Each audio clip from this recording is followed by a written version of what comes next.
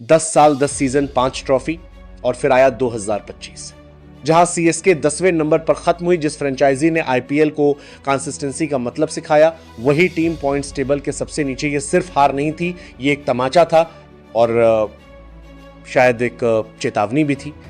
और आप देख रहे हैं जहां हर सीजन ये साइलेंट कॉन्फिडेंस रहता था कि चेन्नई को जीतना आता है, जहां डगआउट में एमएस धोनी का शांत चेहरा पूरी टीम को संभाल लेता था, वहीं 10वां स्थान किसी ने सपने में भी नहीं सोचा था। लेकिन चैंपियन फ्रेंचाइजी घबराती नहीं, वो टीम तोड़ती नहीं, वो उंगलियां नहीं उठाती, वो खुद को रिसेट करती है। और सीएसके ने वही किया। जब 2025 का शोर थमा तो बहाने तैयार थे। टीम बूढ़ी हो गई है, ओवरसीज खिलाड़ी फेल रहे हैं, स्ट्रैटेजी अब काम नहीं कर रही। लेकिन सीएसके ने कुछ और किया। उन्होंने आईने में देखा और खुद से सबसे मुश्किल सवाल पूछा, आखिर टूटा क्या है? और फिर आया वो फैसला जिसकी किसी को उम्मीद नहीं थी। राजस्थान रॉयल्स से संजू सैमसन 18 करोड़ में चेन्नई, एक ऐसा विकेटकीपर बल्लेबाज जो डिफेंस से नहीं, पहली गेंद से अटैक से खेलता है। यह सिर्फ एक ट्रेड नहीं था, यह सीएसके की पूरी बैटिंग फिलॉसफी का शिफ्ट था। लेकिन इसके साथ ही सीएसके ने छोड़ना भी सीखा। रविंद्र जडेजा एक दशक से ज्यादा समय तक सीएसके के डीएनए का हिस्सा राजस्थान को ट्रेड कर दिए गए। मतीशा पथिराना रिलीज हुए, सैम करन गए डेवोन, कॉनवे, रचन रविंद्र, दीपक हुड्डा, सबको जाने दिया गया।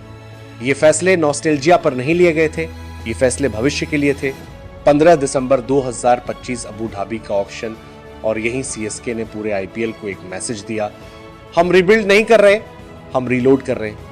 ऑक्शन में सीएसके ने वो किया जो बहुत कम टीमें करने की हिम्मत करती हैं। उन्होंने साबित नामों पर पैसा उड़ाने की जगह भविष्य पर दांव लगाया। 2 अनकैप्ड इंडियन खिलाड़ी, कुल 28 करोड़ 40 लाख। 20 साल का प्रशांत वीर, लेफ्ट आर्म स्पिनर और लेफ्ट हैंड बल्लेबाज, सिर्फ 9 टी20 मैचों में 167 का स्ट्राइक रेट और 12 विकेट सीएसके अकादमी में ट्रेनिंग ले चुका खिलाड़ी। कागज पर देखें तो जडेजा का एक यंग वर्जन, और फिर 19 साल का कार्तिक शर्मा, राजस्थान का पावर हिटर, 160 से ऊपर का strike rate, Syed Mushtaq Ali trophy में छक्कों की बारिश, केविन पीटरसन और अश्विन, दोनों इससे प्रभावित रहे। अलग से देखें तो यह फैसला पागलपन लगता है, लेकिन असली कॉन्टेक्स्ट समझिए। सीएसके जडेजा, पथिराना और सैम करन को खो चुकी थी। गैप बहुत बड़े थे और उन्हें भरने के लिए उन्होंने शॉर्टकट नहीं चुना, उन्होंने अपसाइड चुना। नई सीएसके का कोर अब बदला नहीं, चेतावनी है। थुराज गायकवाड़ कप्तान है, ओपनिंग करते हैं टेक्निक और टेम्परामेंट दोनों के साथ। संजू सैमसन ऊपर आते हैं और पहली गेंद से गेम की स्पीड बदल देते हैं। शुभम दुबे पावर लेकर आते हैं। डेवॉल्ट ब्रेविस एक्स फैक्टर है। जेमी ओवर्टन जरूरत पड़े तो संभालते भी हैं और जरूरत पड़े तो खत्म भी करते हैं। एमएस धोनी अब नीचे बल्लेबाजी करते हैं नंबर 7 या 8 पर, और यही उनकी सबसे बड़ी वैल्यू है। अब वो स्कोर नहीं, सिचुएशन कंट्रोल करते हैं। बॉलिंग में भी सीएसके ने एक नाम पर निर्भर रहना छोड़ दिया है।